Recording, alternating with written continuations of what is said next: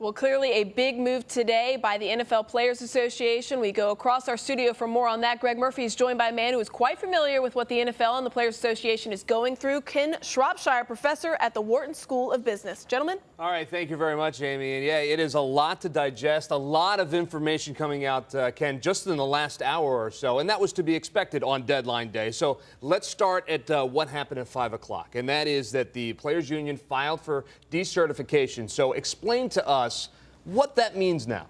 Well, they actually voted earlier in the year as players to say, if we get to this point, we want to be able to go into court and get certified that we're no longer a union.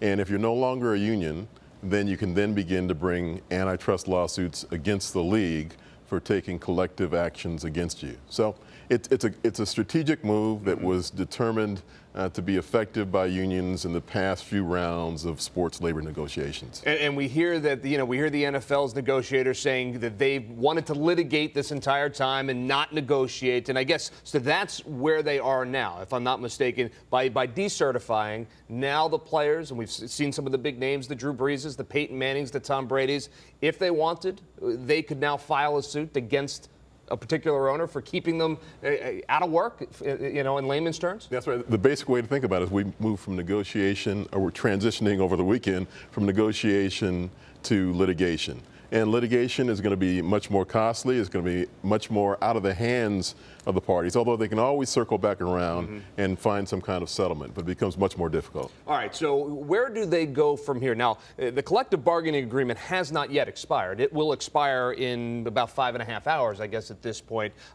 Is there any reason to believe that something could happen differently in the next 5.5 hours? Is there any reason for optimism at this point, or has that ship sailed at least for today? Well, it's not impossible. I mean, the league, to some extent, is saying, who do we negotiate with now? If in fact you don't exist, we can't negotiate with you. So if they play that ploy, then no, nothing can happen. But there is a chance that before you start filing the lawsuits, before all the activity starts to take place, the lockout and the action saying you can't decertify because it's a ploy, all those things are what are up on deck.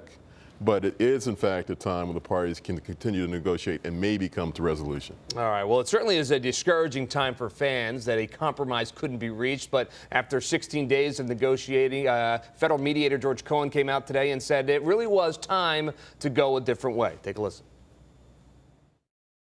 As a follow-up to the NFL's and NFLPA's agreeing to my invitation on February 17th to conduct further negotiations under the auspice of the FMCS, over the past 4 weeks, 17 days of mediation have taken place. During this extensive period, a wide variety of issues, both economic and work-related, were addressed in a professional, thoughtful manner, consistent with what one would expect to take place in a constructive collective bargaining setting. Those differences were explored at length. Consensus emerged in a number of them, and in others, differences were narrowed and focused.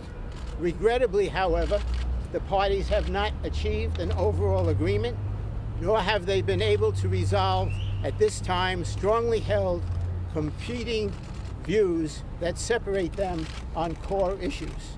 In these circumstances, after carefully reviewing all of the events that have transpired, it is the considered judgment of yours truly and Deputy Director Scott Beckenbaugh, who has been engaged with me throughout this entire process, that no constructive purpose would be served by requesting the parties to continue mediation at this time. For our part, the agency stands ready, willing, and able to help the parties continue to facilitate any future discussions should they mutually request that of us. So there you have it. In a nutshell, George Cohen saying, we tried, but we were still pretty far apart, and this is not happening. This is not getting done today, is basically what he is saying.